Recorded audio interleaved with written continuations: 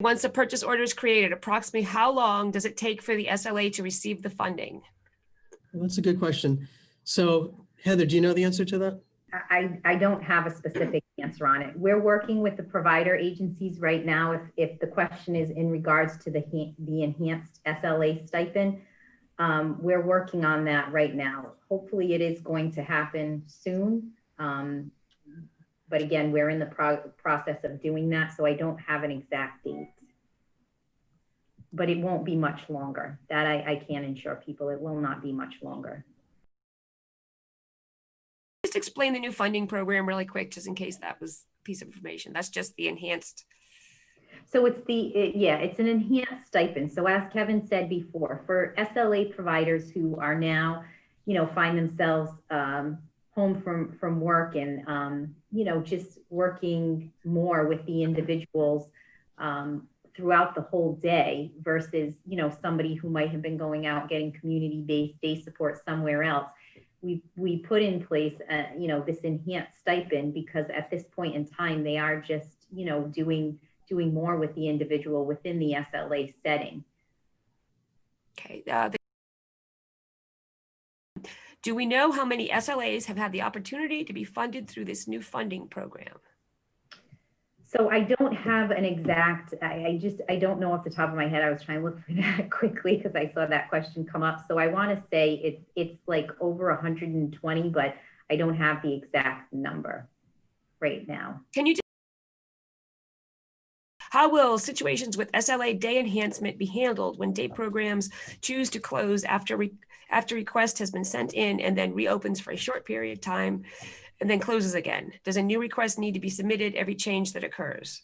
So a new request, yes, and any change in services, a new purchase order would need to, to come in because in the system we would have to update that. So whoever is actually providing the services is getting paid for that. But I also want to say, just because, I didn't see the full question, but just in hearing how you read it, Deb, I just want to also let people know that, if their day program opens, but they still feel comfortable getting, kind of those holistic supports with their SLA provider at this point in time, they don't have to change. That truly is somebody's choice. But if they want to, then yes, they are able to do that. And there does need to be some, a PO sent in so we can update it in the system. Does the start date for enhanced funding go back to August? That's yes. the way. August 1st. Okay. For the first round. So if you haven't applied now, no. But for the people who have already applied, yes, the initial round. Otherwise, it will be going forward. Can you clarify if an S-109 needs to be submitted for day enhancement for SLA or just the updated purchase order? In S-109. Not a purchase order. You don't need a purchase order, just an S-109. If someone attended a program such as Cornerstone, which is a non-DDO agency, can day funds be accessible for the SLA contractor for day enhancement as they are now providing day support? Yes. Are there specific criteria for the SLA providing day supports required to qualify for the enhanced funding? Yes, and that is the agency that you're working with has that information and can provide it to the SLA provider. If I requested the S-109 funding back in August and was providing day services since March 18th, any reason why I would not be afforded the enhanced funding back through August? Did they apply already? If it says if I requested the S-109 funding. So it sounds like they did apply. So yes, we just, again, are working on how that is being paid out within the system. I would recommend that they contact their agency if it's not a general question, because the answer is going to be specific to that person rather than to the whole group. So, but what I will tell you is we're not going to continue to go back to August. It's going to be a going forward. So we're not going to accept applications in December and go back to August. Mm-hmm. So it's for the application. From when you apply. The ones that were already submitted, yes. There were many that have already been submitted. Can you repeat information about receiving the day enhancement and time frame for requesting as of August? Can I just say, I think that and jump in, Kevin, afterwards if you feel differently, but I think that if there's people who are interested in it, they really should contact their SL provider, and they can give them full details on what they would need to do to work with that SLA provider agency. What are you hearing about public transportation barriers to employment for people with disabilities? Are others denied taking transportation to work for COVID fears? Well, I would just say, and I'm just jumping in because I know, there was a group meeting earlier over the summer to talk about the transportation issues related to COVID. So I wouldn't say anybody's been denied transportation. I mean, I think that there are individuals who are choosing not to take, the public transportation.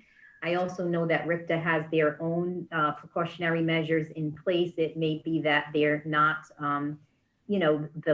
they're taking less passengers because there needs to be, certain space on the bus, whether it's the regular RIPTA public bus or the ride program as well too. So there are precautionary measures that are put in place, but I don't know that anybody is being denied access to transportation. Okay. Ride is not transporting unless person can guarantee other transportation, should they get symptoms during the day. Right. I was just going to say, I have not heard that, and we did meet with Ride, the people who manage our program at RIPTA, and that is not anything that I have heard. So if there are certain people who are denied. Heather, I'm sorry to interrupt. I think we need to look into that because I have heard that if someone becomes symptomatic during the day, RIPTA won't provide the ride home. Yes, that it was a comment. It wasn't a question. It was a comment from Claire, and she said that so you have to be able to guarantee other transportation. That's what I don't know. That's the piece I don't know, unless you know different, Ann. I have not heard Ride say you have to guarantee before you get on this bus that you would have an alternate means of getting home. That I haven't heard. No, they haven't. They don't ask for the guarantee, but they make it clear if you're symptomatic, they won't pick you up. The issue that Ann said effectively makes, however they stated it, makes it accurate that if they take you one direction and you become symptomatic during the day, you have no way of getting home. No way of getting home, so exactly. You need to have you need to be able to figure that out, because you won't be able to get back through Ride if you develop symptoms during the day. Speaking of public transportation, another person is just sharing, Carrie Clark, just sharing that taking public transportation, it still remains difficult with COVID. The front seats are often not available to use. The next question, what outreach is there to homeschooled families which may have children with disabilities that are not met through public education path? For example, such as a student that is 22 and not yet serviced by transition program, and is that too late?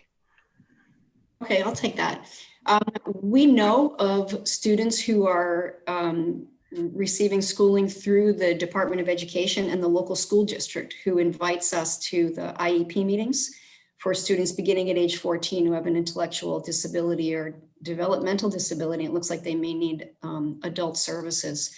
So I would say if you're in need of some transition services, actually, if your family member is 22, they have probably already exited school-funded services. So they would need to apply for services through the Division of Developmental Disabilities. But anyone else who is homeschooling their children, if your family member is under 22, then please definitely communicate with the town in which you live, the school district, in order to make sure that we are aware of those students. You can also certainly email me or call me, and I will put it looks like I can probably put my email address in the chat here. Is there a process in place for acquiring PPEs for just direct support staff that work for self-directed individuals? So for the self-directed individuals, the process that we still currently have in place has not changed. It's, individuals have been reaching out to their social caseworker At this point, if they need something and their social caseworker has been making the, just the connection so that that individual is able to get PPE. We were trying to work through the agencies to do that, but we still haven't gotten a finalized process to make that happen. Part of it just because the agencies are overwhelmed, themselves right now too, with finding staff to do just the basic support. So right now it's still the same as reaching out to your social caseworker. With vaccines on the horizon, are plans underway to roll those out to people with developmental disabilities? And where would people with developmental disabilities fit in priorities for vaccination? So I'll answer that. So at this point, so obviously that's something that we'll have to be working with our partners at the Department of Health on, but I am not aware of any process in place yet, but that will certainly be a high priority as vaccines become available.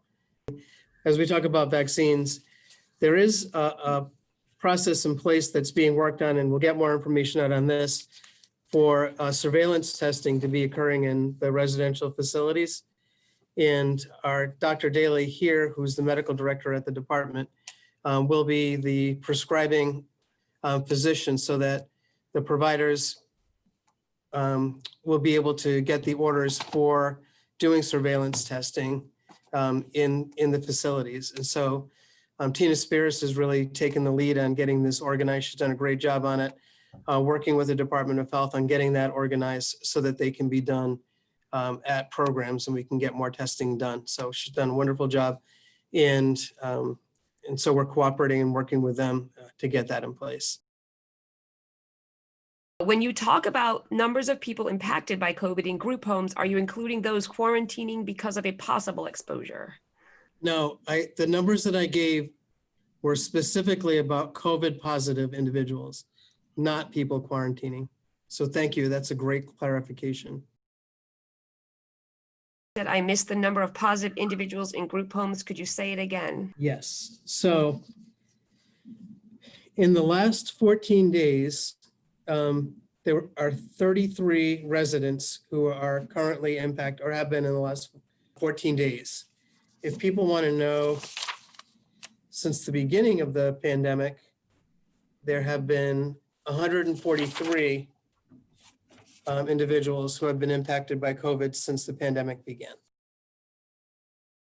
Just a comment, there's that many individuals, but the number of direct support staff is a lot higher than that, right?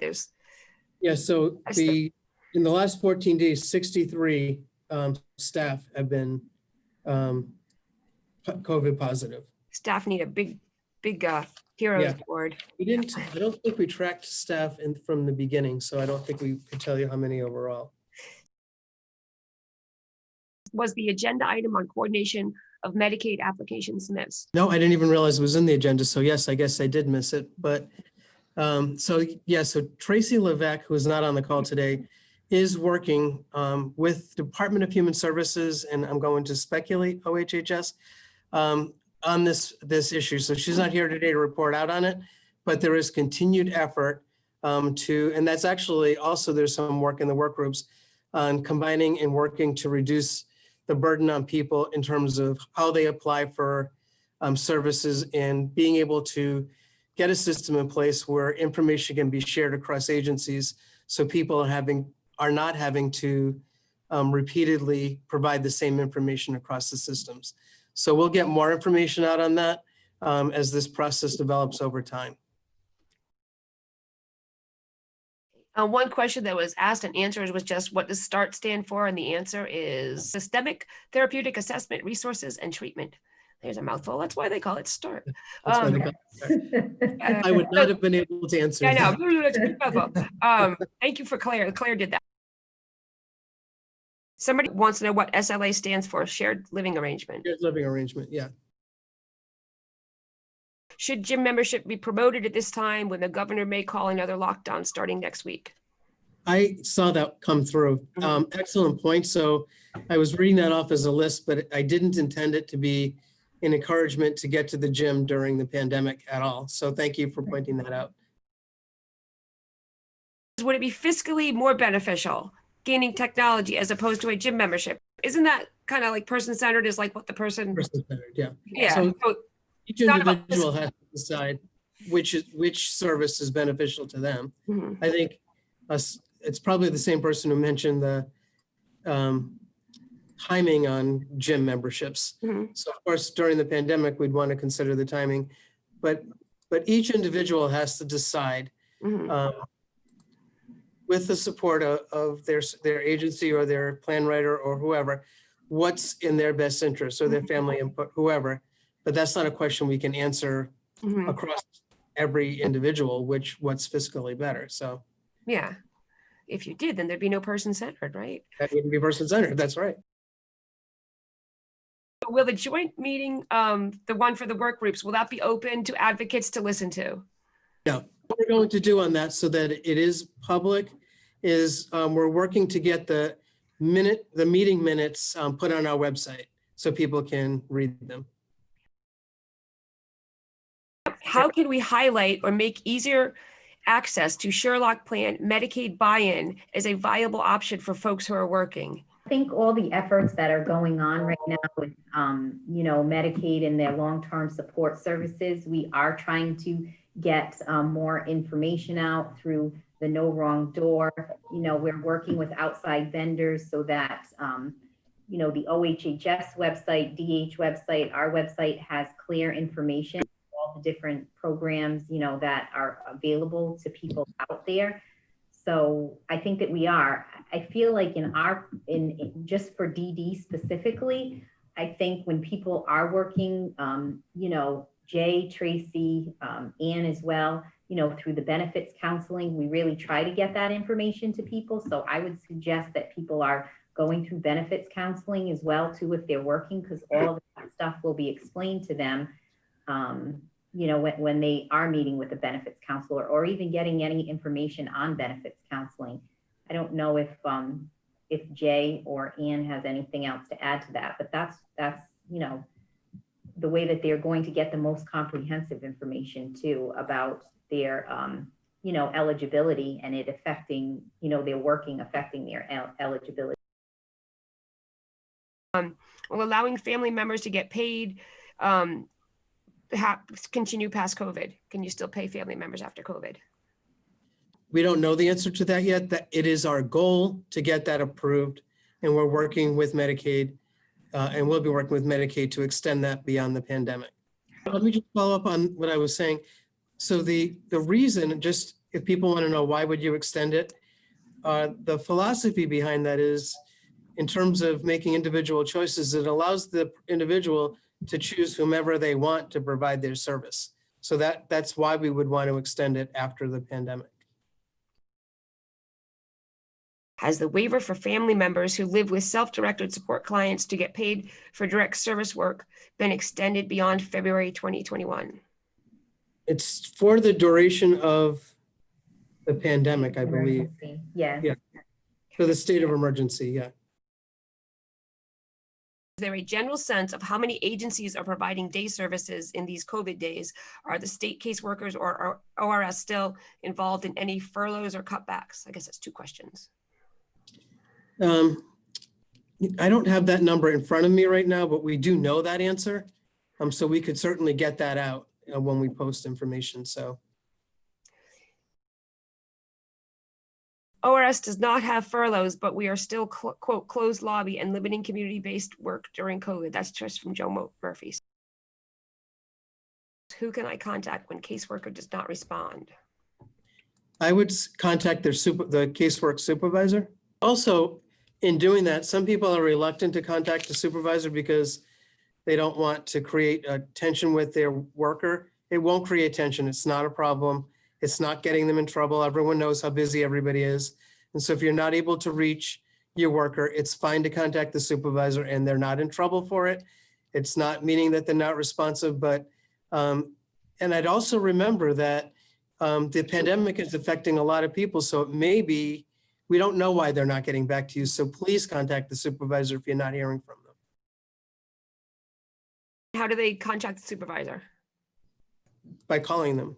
But is that just, should they know that information? I think so. Is that right, Heather? That Yeah, I think some people should, but some people might not. you don't know, call the main number and we'll find it out for you. Or even just to make it easy on you, the way that we'll instruct is that if you call and ask, we'll get the message to the supervisor for you and have the supervisor call you back, so that you're not having to make an additional phone call. Any hope for respite for people? Can people use respite as to get some relief? People are stressed out. Want me to read the whole question? So I can answer that. So respite still exists. We haven't canceled respite or terminated respite. I can probably say that it's more difficult to access respite given who's able to provide respite, but it's not a service that's been terminated. The people who weren't using it before, can they access that? It needs to be part of your plan. So I'll let Heather speak to it specifically in terms of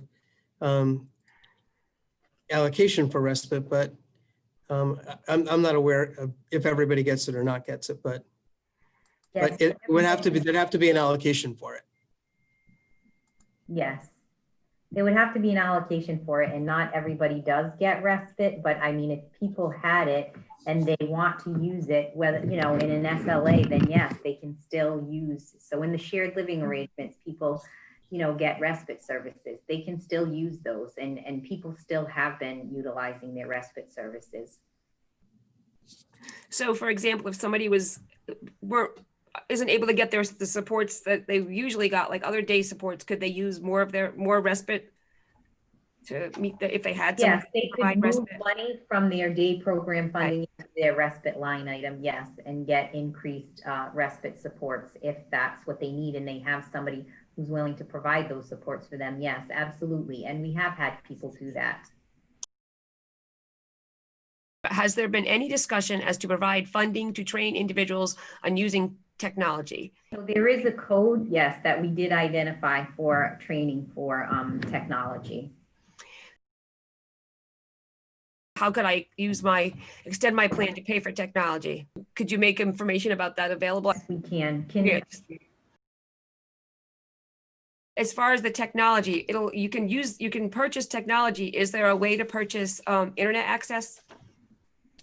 We're still working on finding out that specifically. More and more states we're seeing are able to do it through CMS. So we just need to figure out the ways to make that happen. Is it a matter of, because it's a monthly payment, like if it was a one-time payment, would that change it? Like if you could pay for a package?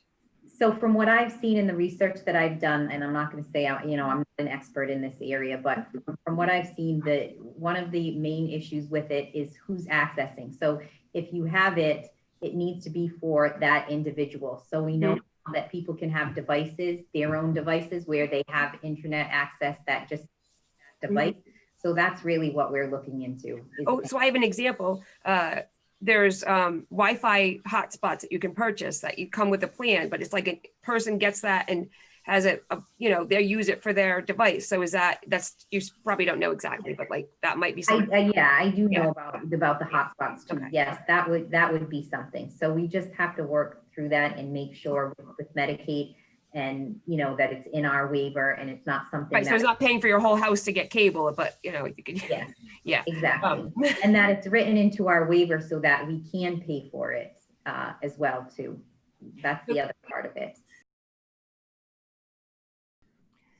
Mary Beth wanted to make sure that people knew that if individuals apply for free phone through the process explained in the weekly Buddha updates, there is access to internet on the phone. Does smart home technology fits into that package too? Like things to help you turn on the lights so you don't need a staff person to come and flick them on and off and that kind of stuff? Yes, it does. If that's something that somebody needs, we have had some people who have asked for that, not a lot, but we have had some, and people have bought certain things for their home to help keep them and remain independent within their own home. You said there's technology funding available. Is that funding above or outside the normal tier package? It is within their tier package, yes. It comes out of their plan. So that's the other piece of it too. They can purchase this technology, but yes, it is going to draw down on their service dollars. but it would help you in other ways for those, Yes, exactly. service that. So that's the balance. Yes. It's hopeful that that will provide you with, some additional support. So maybe it can help you to become more independent. Is there a limit on how much money can be spent on assistive technology? People have had conflicting answers. If there is a limit, could you state it? So there's not a limit, but it depends, of course, on what people are buying. So like I think Kevin said before, it's very individualized, and it is. It depends what the person needs, what they're utilizing it for. It needs to obviously be attached to their goals that are in their plan, and be giving them either greater access to the community or assisting them with employment or building some, skills. Mm-hmm. Again, it's individualized. I can't say, oh, there's like a $5,000 limit, because we haven't put that on it. It depends what somebody needs. Does a technology committee exist to evaluate new technologies for being proposed or used in other states to help those in our community today? So no, a committee doesn't exist, but I forgot about that question. That's a great question. So we thought that once we get through the work group, court work groups, we would form a committee. I think so. One doesn't exist, but we think it would be a great idea to have a committee, and we will form a committee in the new year. And you can buy technology. Could you use your funding to also buy like a class on how to, pay for a lesson on how to use the technology, or some tech, they have those Geek Squad support things or something? Because a lot of times the technology part is a little intimidating. You're like, well, I've got this computer, but what do I do with it? So is that another option for? Yes, it is. There is a way to fund training. It's something we were looking into, because we need to have codes for certain things that we're funding. Yes, it would go under goods and services still within somebody's plan, just like the technology would. But yes, they can request that. Yep. Somebody said a comment that technology needs to go under T5999, not goods and services. T5999 is the code for goods and services. So that's the same thing. What are people doing about trainings for SLA and respite workers and direct support staff, i.e. CPR, first aid, etc., given COVID? I think that's a question that they would have to ask their agencies. Kevin, I don't know, do you want to jump in? But a little bit. So agencies are working to provide as much training as they can, but they're also working with our regulatory office to waive trainings that can be waived that aren't safety related. So it really kind of depends on what the training is, but they are all trying to keep up as best they can with what training can be done. Some things are being done online, so that, so obviously during COVID, you're probably not going to be practicing with a whole bunch of people in the room on what normal CPR training would be looking like. But most of the agencies, if not all of them, are doing some kind of training in a virtual method to keep people up to date on the required trainings. But they're also working to get some things waived so that their primary focus, and this is really critical for providers, is focusing on providing services to the people in their facilities. That's what they're really focusing on now. That's critical. And right now, particularly in the last few weeks where COVID has really surged, we want to make sure that we're not putting additional burdens on them that can be waived. We're wanting to make sure that we're allowing them the ability to focus on meeting staffing requirements and meeting service needs for individuals. I just wanted to mention quickly too, just because somebody had sent me this message to say that there is CPR online as well, because I know some people were asking about that. I guess they're offering some online CPR classes too. So if people do want that, they could look into that as well too. Are there CPR trainings available for self-direct support staff, payment through purchase order? Yes, there are. So if people want to send their staff to a training, they can have it paid for through their goods and services line item. Can you explain EVV again and what it stands for? Electronic visit verification system. So for individuals who are getting self-directed supports and need total hands-on care for some of those supports, like individuals' ADLs, they would need to do this electronic visit verification where the staff has to check in at the start of their assistance with that individual doing those ADLs, and then they check out when they stop doing that. Because as we know, people who are self-directing getting a variety of supports, and EVV is only for in-home services, not anything that's done out in the community with the individual, and even within their home, any task that the individual, is doing on their own or is learning how to do, so that they will not always need total care with doing those tasks. It's not subject to EVV. And again, there's such a small number of individuals. Again, like I mentioned earlier, so far there's 37 individuals in the self-directed system who are going to need to comply with this. So it's so small. So if you are one of those individuals, there will be targeted efforts to reach out to you, and the FIs are already doing that with those individuals. Are there funding areas in place to assist FIs with the implementation of EVV? Yes, so I wouldn't say funding areas, but one of the questions that has come up, yes, is the training individuals, because the individual, the family is going to need to train their employees. So on how to use this system and what it is about. And so, yes, we have looked into ways to provide funding to agencies or the FIs who are going to have to do that. Can I ask a question, just clarifying on the EVV for people? Is this only for home-based services that were originally home-based and not, COVID didn't change that? People are at home, right? No, because it's only for individuals who need total hands-on assistance. So no, COVID has not changed anything. It's not, we understand that certain things might change or things might happen with individuals throughout their life, but it's basically around individuals who will always need assistance with some of their ADLs. I think that might be all the questions so far. Can you, if somebody didn't get a chance to answer, didn't hear their question answered, could you type it again or something? I just want to remind people I need to get off the call at 4:20. So He's Heather, going to a party.